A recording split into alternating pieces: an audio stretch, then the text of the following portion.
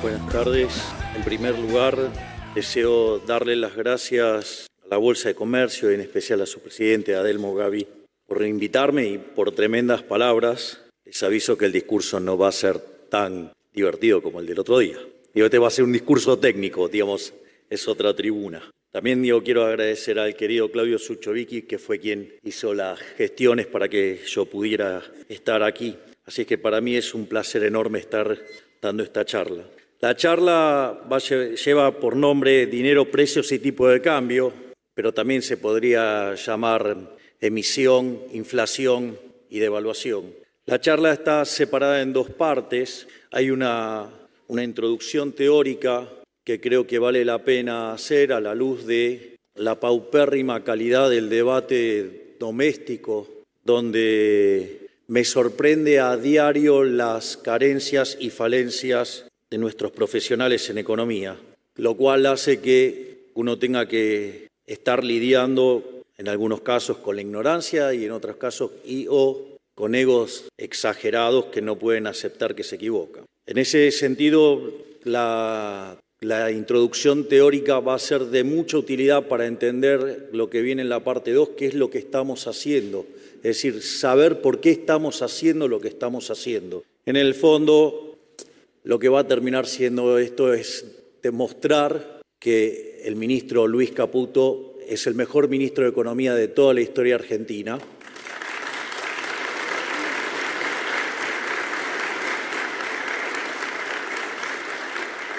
Y que lo que está haciendo junto a Pablo Kirchner y con Santiago Bausili es una tarea enorme, monumental, y que solo la historia podrá dar cuenta del trabajo fabuloso que están haciendo, y que yo tengo el privilegio de ser el presidente que tiene este privilegio de tenerlos a ellos haciendo este trabajo. Por ende, hoy me vuelvo a poner el traje de economista también y voy a tratar de dar mi explicación de lo que está pasando y cómo vamos a terminar saliendo. Así es que no va a ser atractivo como el discurso de Tucumán.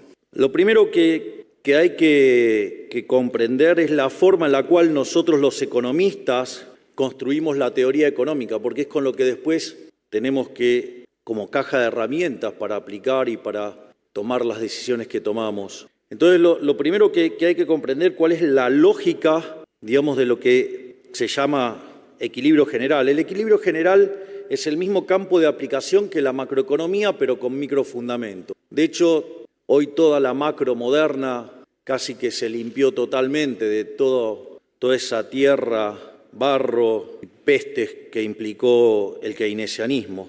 Pero bueno, eso pasa en otros lugares, acá no. Entonces seguimos discutiendo, la cuadratura del círculo, el helado caliente, cosas que, bastante complicado. Cuando uno se plantea la cuestión del equilibrio general, básicamente uno se hace tres preguntas, es decir, si el equilibrio existe, si es único y si es estable. Eso, la construcción de ese equilibrio surge de las funciones de exceso de demanda y buscar si existe el vector de precios que deja todas las funciones de exceso de demanda en cero, es decir, que todos los mercados en equilibrio simultáneamente. Y eso se construye entonces a partir de las funciones de demanda de cada uno de los bienes de la economía, de cada uno de los factores de la economía por parte de los individuos y por parte de las firmas, que además las firmas son propiedades de los individuos. Y esas funciones de demanda y oferta tienen una característica, básicamente, que son homogéneas de grado cero. Es decir, que sean homogéneas de grado cero quiere decir que depende de los precios relativos. A su vez, si esto uno lo mira, estas funciones de exceso de demanda, que se componen de las funciones de demanda menos las funciones de oferta para cada uno de los mercados, son funciones que lo que describen es que cada un precio que uno le da, le contesta una cantidad. Pero eso no alcanza para resolver el problema, porque yo puedo tirar un vector de precios y me va a devolver un vector de cantidades y puede ser que ese vector de cantidades no sea de equilibrio.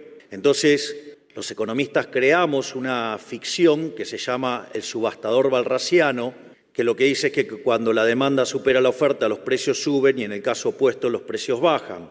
Es decir, que si ustedes se fijan es una función que cuando ustedes le tiran un precio, ahora les contesta una cantidad, o desde la cantidad le contesta un precio, para decirlo como corresponde. En ese sentido, en equilibrio general, también lo que construimos es una función compuesta entre estas funciones de exceso de demanda y la ley de Walras y el subastador walrasiano, y que si eso aplica en un conjunto que es convexo, cerrado y acotado, y las funciones de exceso de demanda son continuas, entonces uno puede aplicar el teorema de punto fijo de Brouwer y entonces el equilibrio existe. Además, como estamos trabajando con funciones que son aplicaciones punto a punto, ese equilibrio es único, y si asumimos que los efectos directos superan a los efectos cruzados, además el equilibrio es estable. Es decir, esas son las condiciones para las cuales uno, construye un modelo cuya solución existe, es única y es estable. Ahora, entonces lo primero que tenemos que tener claro que es este marco con el que trabajamos y es el marco donde pensamos y cómo diseñamos la política económica.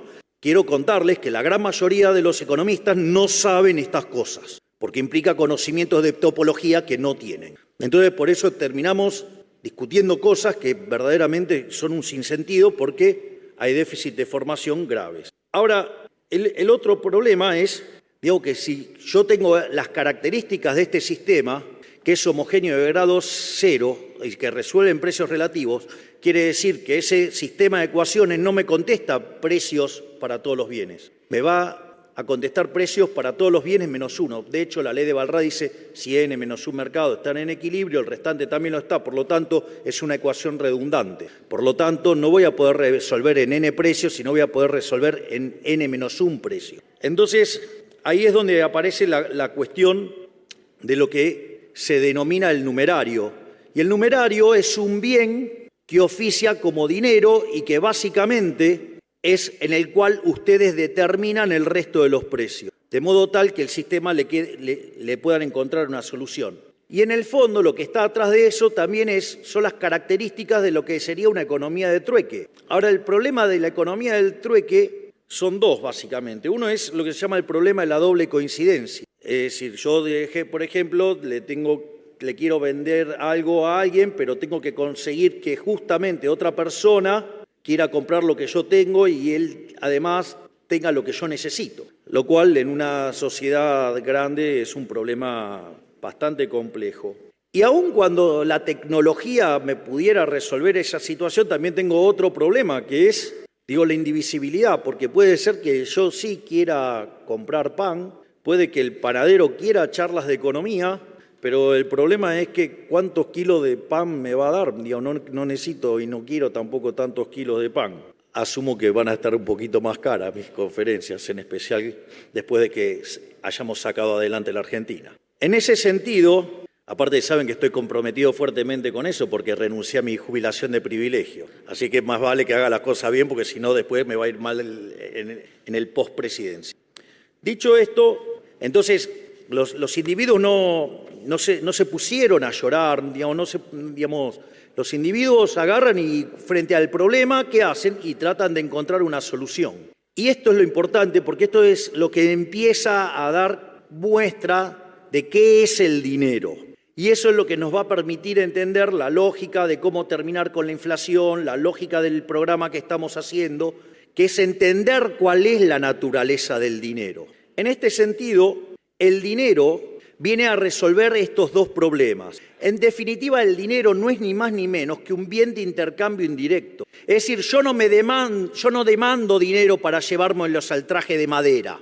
Yo demando dinero para comprar otros bienes, para facilitar los intercambios. Entonces, cuando el hombre encontró, esto de, ¿cómo podía hacer para arreglar este problema? Una de las cosas que descubrió que había algunos bienes que se intercambiaban mucho más que otros. Entonces, lo que hacía era comprar esos bienes que se intercambiaban más, no porque quería ese bien precisamente, sino porque le servía de manera indirecta poder hacerse del resto de los bienes. Entonces, así aparecieron las primeras formas de dinero. Entonces, por ejemplo, cuando el hombre era nómade, el primer tipo de dinero que usó, ¿cuál fue? El ganado. Básicamente, ¿por qué? Porque viajaba con el ganado. Y como el ganado era algo que todos querían, entonces le servía para intercambiar. ya sea si quería propiamente ganado o si quería otros bienes y podía utilizar el ganado como bien de intercambio indirecto. Si ustedes se fijan, eso ya representa una forma de dinero, que es un dinero mercancía. Naturalmente, después el hombre evolucionó, se convirtió en sedentario. Entonces, por ejemplo, algo que consumía mucho era pan. Entonces, naturalmente, la moneda se transformó ¿en cuál? En el trigo.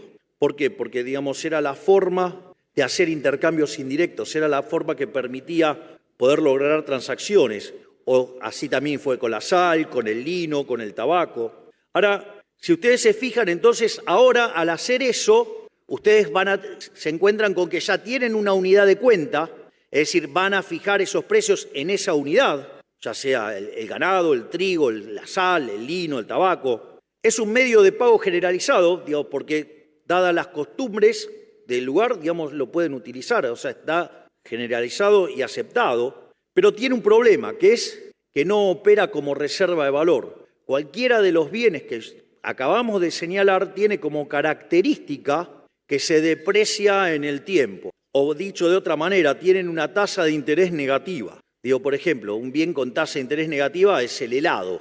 Ustedes se compran el helado, digo, si no se lo comen, se le derrite. Bueno, estos bienes, digamos, con el paso del tiempo se degradaban. A partir de eso es que entonces aparecen las monedas metálicas, donde el oro se usaba para las transacciones grandes, la plata se utilizaba para las transacciones más chicas, y el bronce aparece porque había estado que quería gastar más dinero del que tenía. Ahora, ¿cuál es el problema con este tipo de monedas? Aparece un problema que es el problema de la portabilidad.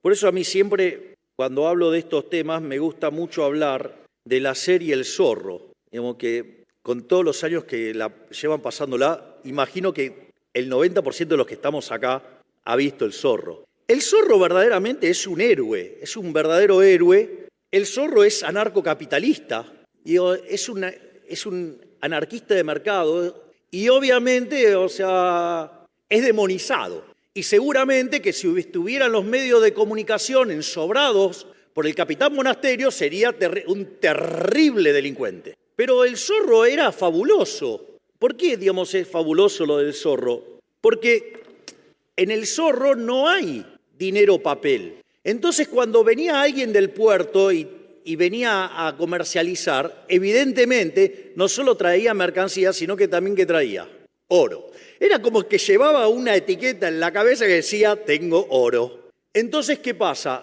Eran como penal sin arquero. Digo, ¿por qué? Porque, digamos, para los delincuentes eso era fácil, o sea, sabían que ahí había oro. Entonces, es interesante porque el Zorro que hacía combatía a esos delincuentes. ¿Y por qué también es interesante que combatía a esos delincuentes? Porque si los delincuentes hubieran sido exitosos, el comercio de la ciudad hubiera caído. Y si hubiera caído el comercio, la calidad de vida ya se hubiera empeorado fenomenalmente. O sea, con lo cual el Zorro defendía no solo la propiedad privada, sino que además defendía el bienestar de los que vivían en la ciudad porque básicamente los cuidaba. Es más, no solo eso, sino que además se peleaba con el capitán Monasterios y los demás, con lo cual, que además, ¿qué hacían? Le cobraban impuestos. Sí, un héroe total. Es decir, personaje fabuloso. Ahora, para evitar este problema, digo que este no es un problema nuevo y que pasaba antes de que se creara el dinero papel, entonces dijeron, bueno, vamos a arreglar esto, ¿y qué hicieron? Había instituciones donde ustedes depositaban el oro o la plata y a cambio le daban un papel. Y entonces ustedes intercambiaban esos papeles y, digamos, y así hacían transacciones. Hasta ahí la historia es bastante linda hasta que hubo algún par de revueltas, que algunos emitieron más papelitos que lo que les correspondía. En un proceso de mercado los hubieran linchado y se acababa el problema. Pero cuando apareció el linchamiento, apareció el Estado, alguna de las formas que haya tenido cuando apareció todo esto, y ¿qué hizo? Se apropió de eso, y entonces, en el fondo, se apropió de la maquinita de imprimir billetes, y como perdía valor, entonces, ¿qué hizo? Impuso el curso forzoso. Y al momento que impusieron el curso forzoso para que ustedes no pudieran sustituir monedas, los obligaban a demandar la moneda doméstica y por lo tanto le ampliaban la base del impuesto inflacionario para robarlos. Digamos, una historia bastante conocida en el caso argentino, digamos, desde que se creó esa institución nefasta que está en Reconquista 266 llamado Banco Central de la República Argentina. Con lo cual, como verán, digamos, o sea, No ahora, pero lo sigo teniendo en la mira. Entonces, ahora, ¿cuál es el punto? El punto es que si yo ahora entiendo la naturaleza de cómo aparece el dinero, primero que me resuelve un problema muy interesante, porque ahora, ¿qué voy a usar como numerario? Voy a usar como numerario el dinero. Al utilizar como numerario el dinero, ahora voy a poder resolver el sistema de ecuaciones del modelo de equilibrio general, todo en términos de precio de los bienes, en términos de unidades monetarias. Es decir, lo primero que me permite es que ustedes no tengan que estar mirando los precios relativos estrictamente, sino que van a estar mirando precios determinados en la moneda doméstica, o sea, en pesos. Es decir, con lo cual en términos de manejo de información es un ahorro bastante considerable. Imagínense si por cada cosa que van a comprar estuvieran, digamos, haciendo todas las cuentas todo el tiempo, o sea, sería bastante... Creo que pasaríamos más tiempo haciendo la cuenta que... Igual seguramente encontraríamos la calculadora que lo resolviera, o sea, los hombres no nos quedamos quietos. Y tampoco necesitamos que el Estado nos arregle los problemas. Dicho esto, entonces, puesto así y sabiendo que el dinero es un bien de intercambio indirecto, eso quiere decir que la demanda de dinero es una demanda derivada. Es decir, es una demanda espejo de lo que pasa en el lado real del sistema, con la demanda de bienes. Por lo tanto, si es una demanda espejo, si es una demanda derivada, que solamente existe a los fines de instrumentar mis planes de consumo presente y futuro, es decir, mi sendero intertemporal de consumo, por lo tanto, la demanda de dinero en el fondo va a depender del sendero de consumo. Y el sendero de consumo, en términos intertemporales, depende de lo que Robert Lucas Jr., que en paz descanse, decía, los parámetros profundos. Es decir, depende de las preferencias, depende de la tecnología y depende de las dotaciones. Que salvo que sean omniscientes, omnipresentes y omnipotentes, no lo saben. Y para nosotros está dado. Por lo tanto, en condiciones normales, si no estuviera el Banco Central imprimiendo billetitos, haciéndose una fiesta y arruinándole la vida a la gente, la demanda de dinero concretamente tendría que ser una función absolutamente granítica, porque depende de parámetros profundos de los cuales, o sea, están dados para cada uno de nosotros. Por lo tanto, no tendría ni por qué existir, digamos, el Banco Central, porque en el fondo, eso depende de nuestras preferencias. De hecho, el dinero es un invento privado, ni siquiera es un invento que inventó el Estado. Es decir, el Estado se lo apropió, que es otra cosa. Entonces, en ese contexto, si la demanda real de dinero está dada, el equilibrio monetario significa que los saldos reales tienen que equilibrarse con la demanda real de dinero. Es decir, que la cantidad nominal de dinero dividido el nivel de precios, eso va a tener que ser igual a la demanda real de dinero. Y ahora, ¿con qué nos encontramos? Con la naturaleza monetaria de la inflación. Porque entonces, si la oferta real de dinero tiene que ser igual a la demanda real de dinero, y la demanda real de dinero depende del sendero intertemporal de consumo, que a su vez depende de parámetros profundos que están dados, consecuentemente aparece la naturaleza monetaria de la inflación, porque en la medida que yo modifique la cantidad de dinero, lo que voy a estar es modificando el nivel de precio. Entonces, ahí nos vamos a encontrar con esta frase que utilizaba Milton Friedman, que la inflación es siempre y en todo lugar un fenómeno monetario. Es decir, y lo único que puede hacer el Banco Central es determinar la escala nominal de la economía.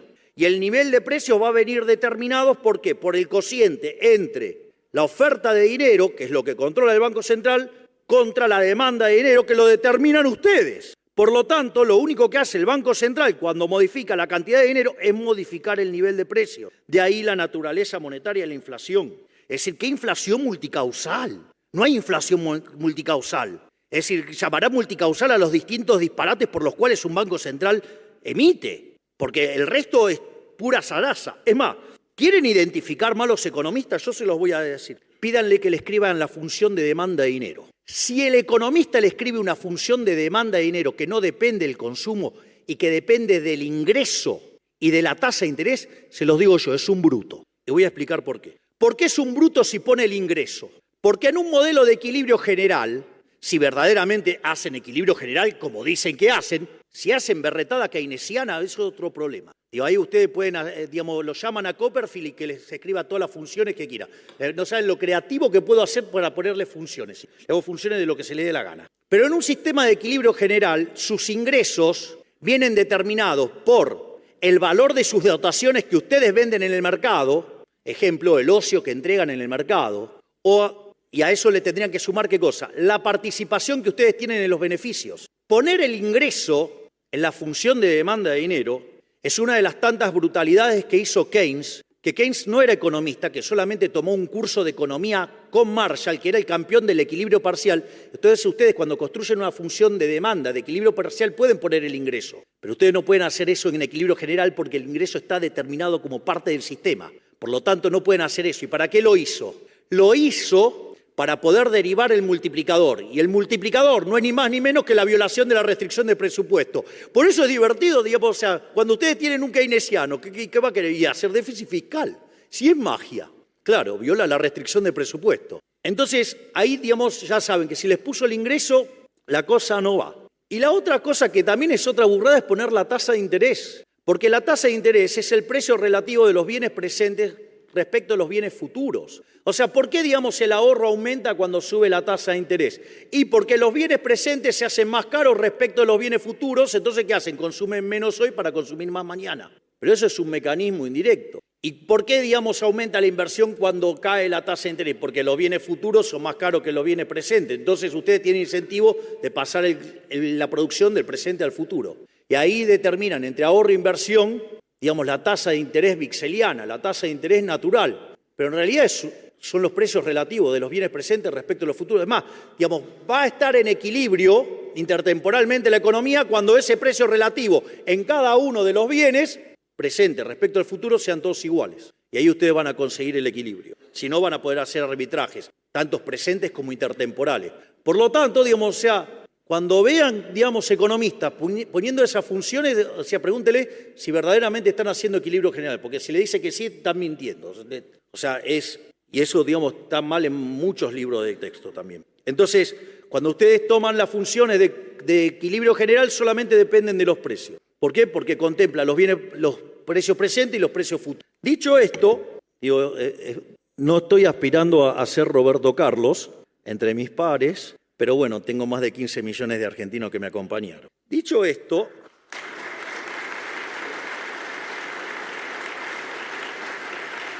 entonces, ¿qué es lo que pasa? Esto también tiene que ver con la definición de inflación, ¿sí? Porque ustedes pueden usar la definición que más adoptaron los economistas después de la aparición de Keynes, que es la suba generalizada de precios. Bueno, si ustedes lo piensan en esos términos, no va a faltar el cavernícola que quiera arreglar el problema, ¿cómo? Controlando precios. Hay un pequeño detalle que viola el derecho de propiedad y que eso, digamos, hace que entonces la oferta se retire y consecuentemente le genere la escasez. Pero, digamos, o sea, pero la gran mayoría de los economistas, ustedes le preguntan qué es el mercado y empiezan a tratar de describirle un dibujito y no saben que atrás de ese dibujito hay derechos de propiedad, hay un montón de cosas. Pero al margen de eso, entonces, cuando ustedes generan un exceso de oferta, ya sea o porque sube la oferta o porque cae la demanda o pasan las dos cosas a la vez, lo que va a ocurrir es que el poder adquisitivo del dinero cae. Es decir, que todos los precios expresados en unidades monetarias suben. De hecho, salvo que ustedes estén haciendo desastres con la tasa de inflación y terminen pulverizando la demanda de dinero, ustedes lo que van a tener es que cuando suban la oferta de dinero, eso va a llevar a una pérdida de poder adquisitivo del dinero y todos los precios expresados en unidades monetarias van a subir. Por eso, digamos, era sabia la Carta Orgánica original del Banco Central que decía, es misión fundamental del Banco Central preservar el valor de la moneda. No le salió, ¿no? Porque sacarle 13 ceros a la moneda, le podríamos sacar 3 más, claramente no le salió. Lo bueno es que sepamos que nunca le va a salir bien. Pero más allá de eso, ahí también aparece otra chantada de los economistas que se llama el pass-through, el paso de la devaluación a precios. Es una tontería del tamaño de una casa. ¿Por qué es una tontería? Porque si la inflación, digamos, es siempre y en todo lugar un fenómeno monetario generado por un exceso de oferta de dinero que lleva a una pérdida de poder adquisitivo del dinero, todos los precios expresados en unidades monetarias suben. O sea, el tipo de cambio es un precio más, es el precio de una moneda extranjera, no sé, el dólar, el precio del dólar. Entonces sube porque en realidad no es que sube el dólar, está perdiendo poder adquisitivo el peso. Y no es que hay, digamos, pass-through, digamos, en realidad, digamos, si en lugar de estudiar, digamos, o sea, solo post-Keynes, estudiaran un poco antes, van a descubrir que hay algo que se llama efecto Hume-Cantillon. que tiene que ver con la forma en la cual se van moviendo los precios. Entonces, si yo genero el exceso de oferta de dinero, digamos, va a perder poder adquisitivo el dinero. Ahora, ¿qué pasa? Como el dólar es un activo financiero, sube primero. Después de que sube el dólar, entonces van a subir los transables, después de los transables van a subir los mayoristas, después de los mayoristas los minoristas, y último en la cola, ¿quiénes vienen? Los asalariados. Por eso, digamos, cuando usted genera un proceso de devaluación, como eso va a llevar que en dinámica los salarios queden en la cola, digamos, la caída en el salario real va a derivar en que le aumente la cantidad de pobres e indigentes. Digamos, ¿qué pass-through? Se llama efecto Hume-Cantillon. O sea, pero de vuelta. Como no tienen modelos de equilibrio de verdad, inventan estos atajos metodológicos que son falsos y que son nada más que un abuso de la matemática. Entonces, ahora ya empezamos a acercarnos más a lo que, digamos, ya llegamos a lo que es la teoría monetaria de la inflación.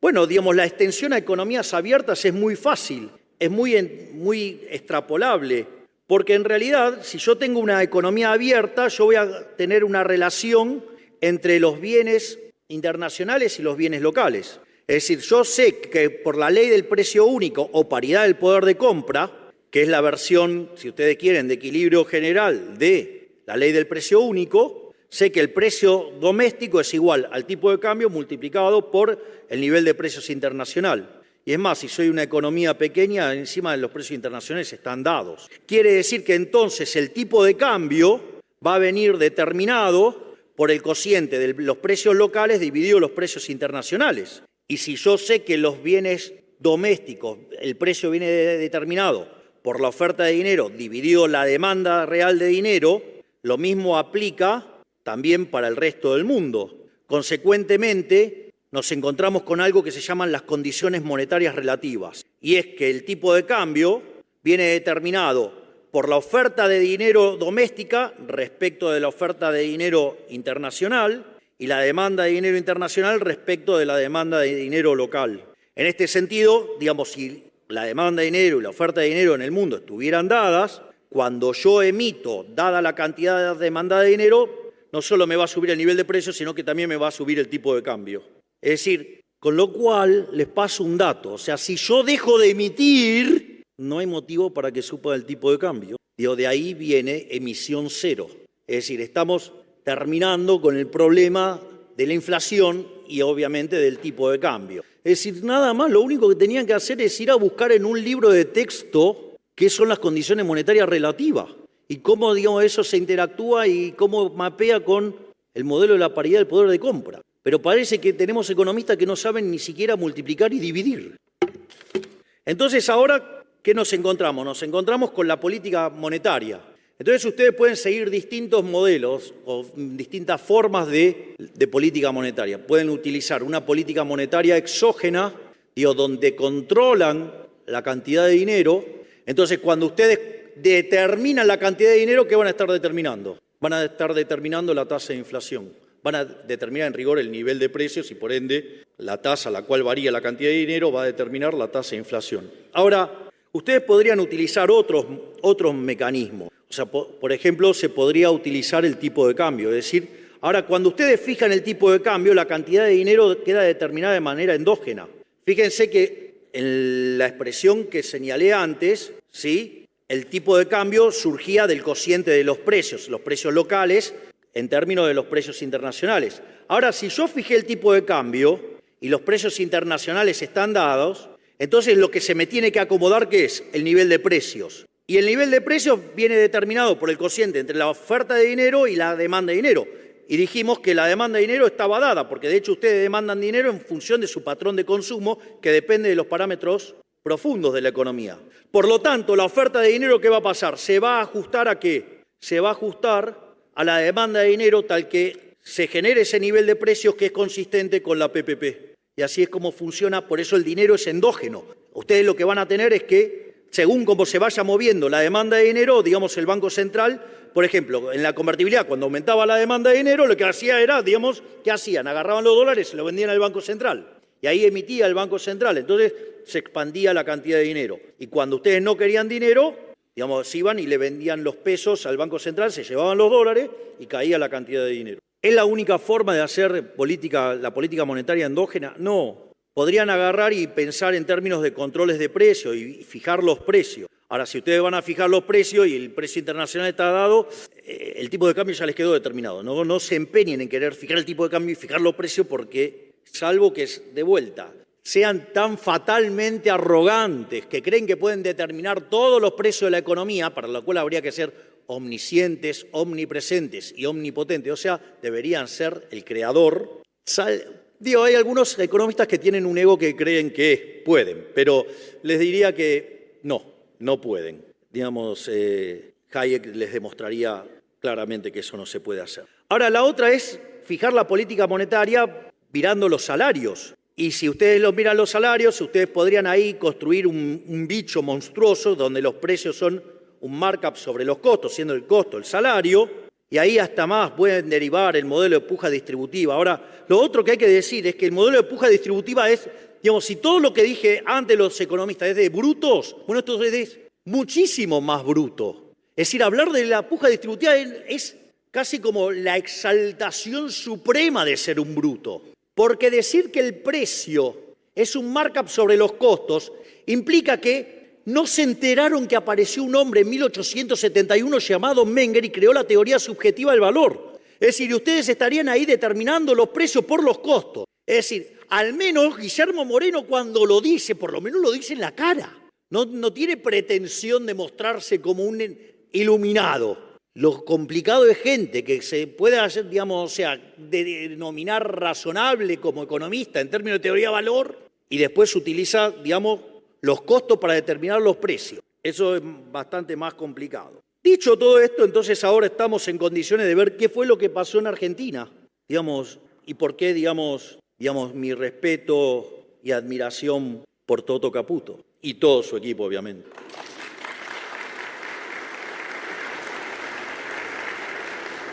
Como bien decía Adelmo, nosotros cuando ganamos con 2 mandatos muy claros. El tercero apareció luego, pero el primer mandato era terminar con la inflación. Es decir, terminar con la inflación. El otro mandato era terminar con la inseguridad.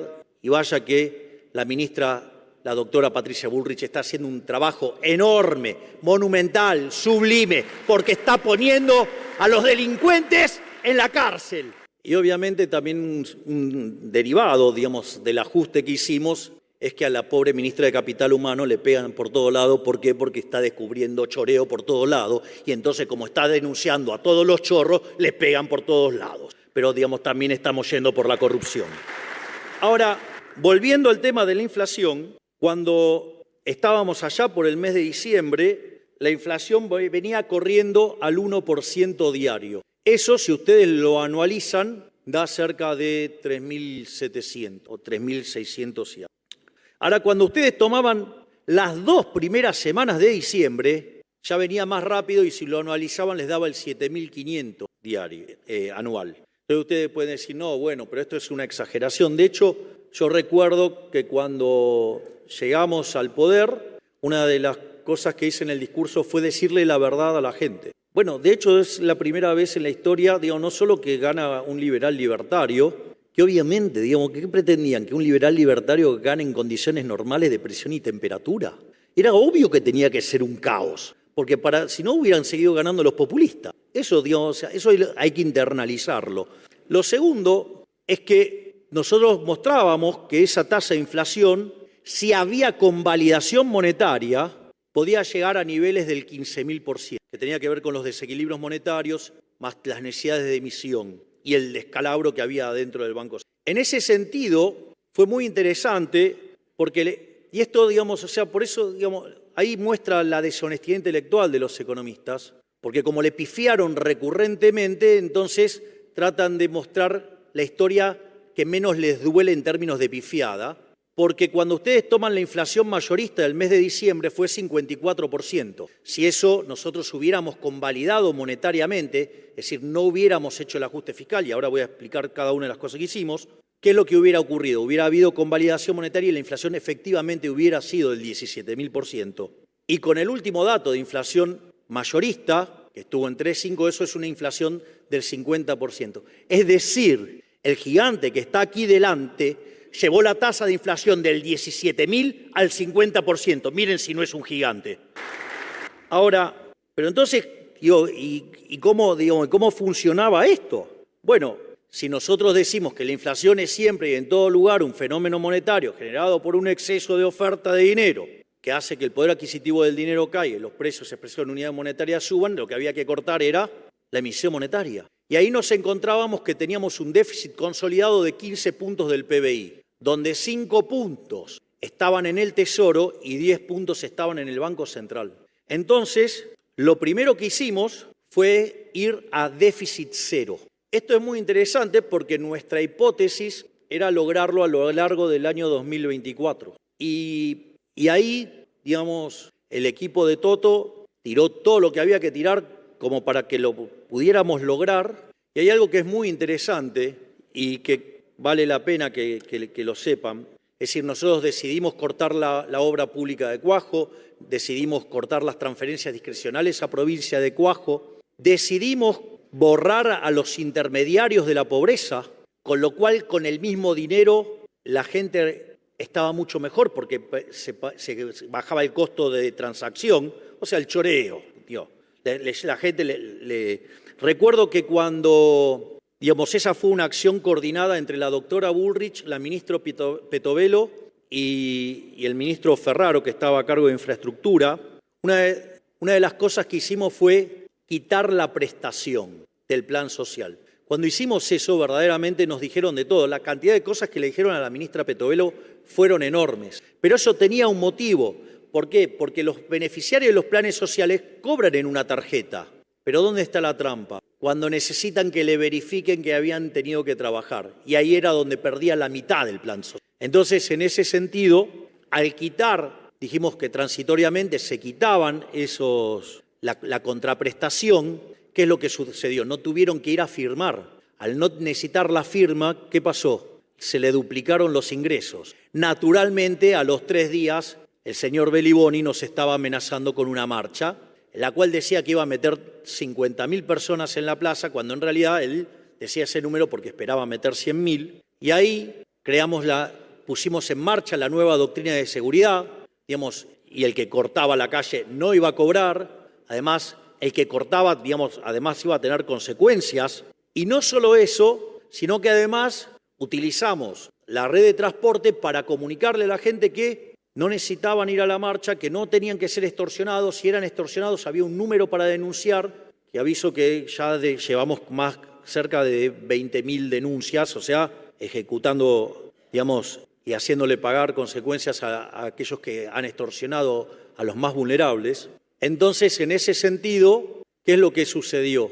Se quedaron sin poder de fuego. Y recuerdo que pusimos en la calle más de 12.000 efectivos y terminaron yendo 3.000. O sea, y ahí, a partir de ahí también pusimos en orden la calle, pusimos en orden los temas de seguridad y empezamos a dar esa batalla donde tenemos éxitos rutilantes como cuando las fuerzas federales ingresaron en Santa Fe y hicieron bajar la cantidad de homicidios, por ejemplo, un 70%. Es decir, logros, no palabras, no relatos, logros. Y ni que hablar todos estos estafadores que están ahora paseando por la justicia y que van a pagar las consecuencias de haberle robado el pan a los más vulnerables. Volviendo al tema del ajuste fiscal, también, digamos, empezamos a eliminar los subsidios económicos y es muy gracioso porque cuando nosotros habíamos hecho campaña con una motosierra, también echamos un montón de empleados públicos y también, digamos, no les seguimos paso a paso la inflación a los salarios públicos. Y en ese contexto sí que hubo motosierra, pero aparecieron los catadores de ajuste. Es decir, unos chantas que decían que, por ejemplo, que no se podía ajustar más que 1% del PBI en un año, y que era un gran logro eso. Claro, frente al fracaso de que nosotros alcanzamos el déficit cero en el primer mes de gestión, empezaron con que no era sostenible. Tuvimos superávit también en febrero, en marzo, en abril, en mayo, junio y en junio también, a pesar de la estacionalidad del pago del aguinaldo. Entonces empezaron los catadores de ajuste, o sea, los que no se podía hacer ajuste, ahora empezaron con la calidad del ajuste. Entonces era mucha licuadora y tijerita. Cuando ustedes repasan lo que estamos ajustando, más del 90% es motosierra. Pero bueno, digamos, necesitan lavar sus culpas. Los pifiadores seriales necesitan lavar sus culpas. Si no, vayan, agarren los reportes que hacían en diciembre. Miren cómo le pifiaron todos. Ni les digo cuando decían que teníamos que poner el tipo de cambio en 600. Y si nos salía bien, el sendero de inflación que estimaban era más alto que el que tuvimos. Y después nos vienen a correr con el tipo de cambio real. Tienen un problema con el modelo. O sea, tienen un problema del modelo. Tienen mucha zaraza y poca matemática, por decirlo de alguna manera. Dicho esto, ahora, ¿alcanzaba con eso? No, no alcanzaba con eso. Había que ir, porque eso solamente nos arreglaba 1/3 del problema. Los 2/3 restantes estaban en el balance del Banco Central. Y era fundamental terminar con el déficit cuasi fiscal. No solo porque eran 10 puntos del PBI, sino que teníamos un problema que era la emisión endógena. Y ahí también aparecieron otros problemas. Porque claro, muchos están acostumbrados a mirar cómo se hace la política económica afuera y de repente, no, y eso también, digamos, podríamos ir y levantar todos los informes de todos los que decían que había que poner la tasa de interés real en un terreno positivo. Ahora, si ustedes ponían la tasa de interés real en un terreno positivo, hoy estaríamos hablando que tenemos 10 veces los pasivos monetarios respecto de la base y estaríamos hablando del carry trade y de cuándo está ya la hiper. Es decir, con las visiones de esos genios. En lugar de hacer eso, pensamos más en términos de mercado y no en términos siomes de qué es la tasa de interés como problema monetario. Miren, digamos, la tasa de interés no es una cuestión monetaria. La tasa de interés existe porque existe el tiempo, tiene que ver con la sustitución intertemporal. Entonces, lo que había que hacer era arbitrar contra la moneda que el argentino, digamos, sale del peso, que era en dólares. Cuando ustedes hacen ese arbitraje, sí, claro, en términos reales la tasa daba negativa y al ser negativa nos permitió ir bajando ¿qué? Nos permitió ir bajando el peso de los pasivos remunerados, nos permitió ir bajando el déficit cuasi fiscal. Y al mismo tiempo, digo, porque sigue habiendo chantas que dicen, no, Argentina es insolvente. Miren, ustedes para determinar si un país es solvente o no, tienen que mirar si la relación deuda-producto es no creciente. Eso, digamos, se resuelve matemáticamente con una fórmula que se llama progresión geométrica convergente. Ahora, si ustedes tienen déficit cero, la deuda no crece, por ende, ustedes están en un sendero no creciente. Consecuentemente, el déficit cero es la manera más brutal de todas de asegurar la condición de solvencia intertemporal. Por eso es que el riesgo país pasó de 2.900 y llegó a tocar en algún momento 1.100 y algo, hasta que el Congreso empezó a hacer de las suyas con los degenerados fiscales, queriendo gastar como locos, y bueno, el mercado nos pasó la factura. Y como, digamos, todavía tenemos control de capitales, si ustedes compran dólares de manera indirecta, no de manera directa, al pegarle por la vía de la solvencia al precio de los bonos, está subiendo el dólar. Y sí, claro, mientras que los degenerados fiscales quieran hacer de las de ellos, y sí, lo van a ver en el precio de los bonos y obviamente lo van a ver en el dólar. Ahora, yo les voy a decir algo. Si los degenerados fiscales quieren pasar leyes que vayan contra el equilibrio presupuestario, ¿saben qué? Las voy a vetar todas. No voy a entregar el resultado fiscal.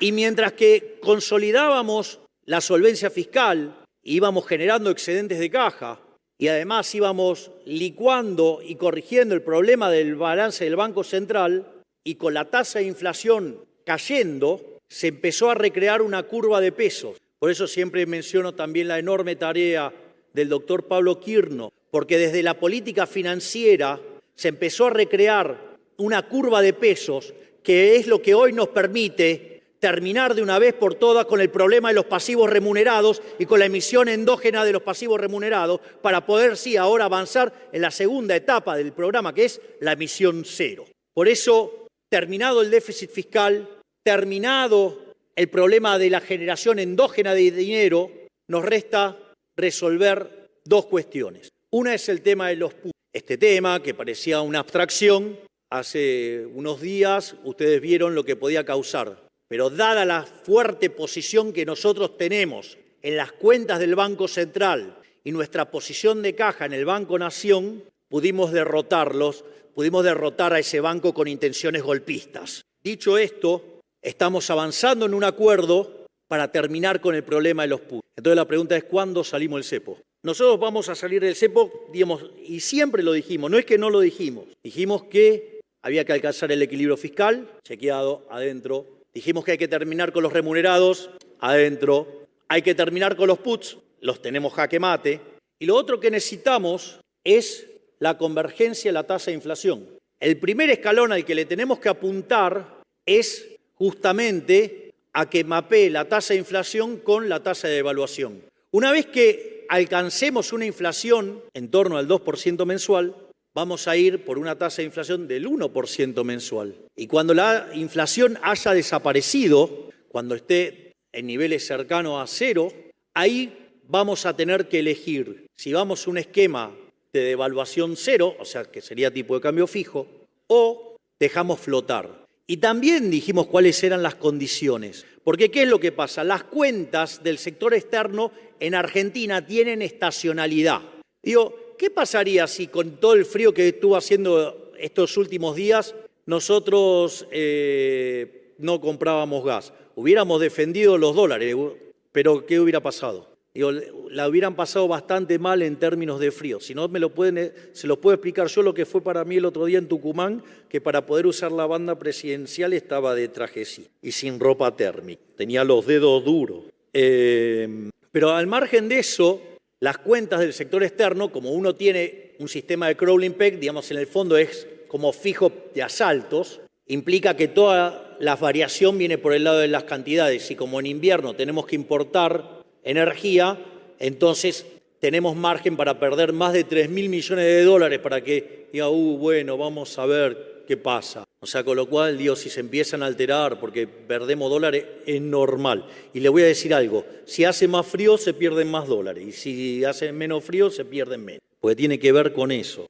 Ahora, ¿qué es lo que pasa? En esa dinámica nosotros vamos a estar contrayendo la cantidad de dinero. Y el riesgo que tenemos es que la cantidad de dinero, por ejemplo, la base monetaria, sea muy baja y no sea cosa que por apretar tanto la cantidad de dinero terminemos ahogando la economía por acelerar la tasa de desinflación.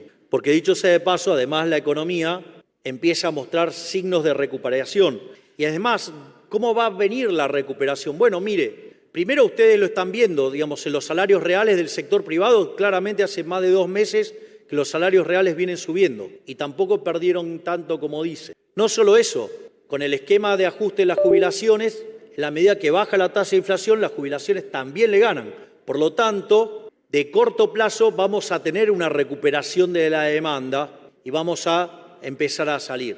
Además, ya habremos limpiado el problema de los stocks. Porque cuando todos se venían a ver el desastre, ¿qué es lo que pasa? Se sobreestoquearon. Y entonces la consecuencia, ¿cuál es? Y que por un tiempo, digamos, la producción también cayó hasta que limpiaron los stocks. Ahora hay que recomponerlos, con lo cual ahí va a ir a empujar para adelante. Otra cosa que también va a empujar para adelante es el hecho de que Argentina es una economía que ha destruido su capital. Consecuentemente, el valor del producto marginal del capital es alto, es decir, los retornos reales de los proyectos son altos, por lo tanto hay incentivos a invertir, aún con la vieja estructura jurídica. Como si fuera poco todo esto, el haber ahorrado 15 puntos del PBI, ese dinero ahora vuelve al sector privado, mientras que en diciembre del año pasado nosotros discutíamos si íbamos o no a una hiperinflación, hoy discutimos sobre créditos hipotecarios a 30 años.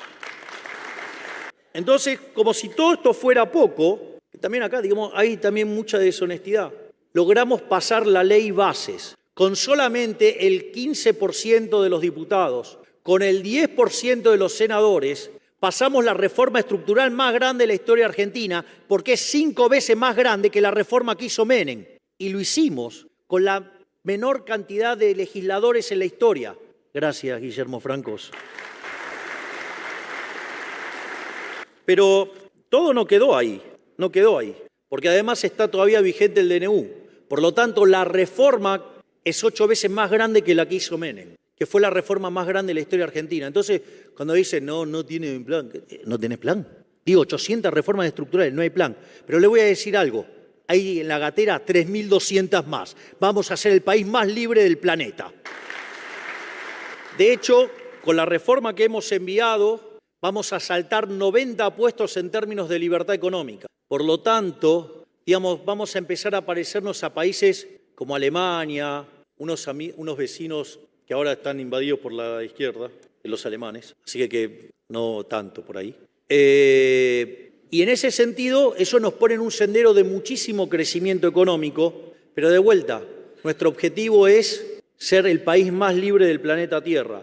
Y conforme, además, cuando terminemos el proceso de estabilización y abramos el cepo, eso además también va a repotenciar aún más el crecimiento económico porque va a permitir que venga inversión directa extranjera. Y toda esa situación en la cual se va a generar crecimiento económico, ahí hay que tomar decisiones. ¿Por qué? Porque cuando la economía empieza a crecer en serio, ya sea porque tiene bajo el stock de capital per cápita, ya sea porque tiene bajo los salarios, porque, digamos, lo que ustedes quieran, porque además estamos aportando 15 puntos de ahorro adicionales para fogonear el crecimiento, pero además tenemos las reformas estructurales y todo esto va a empezar a generar un crecimiento económico de largo plazo más grande. Es decir, vamos a entrar en un sendero de crecimiento más alto. ¿Y cuál es el punto central? Eso también va a generar ¿qué? Recursos fiscales. Yo me comprometo acá ante ustedes que esos recursos no van a ser para aumentar el gasto público.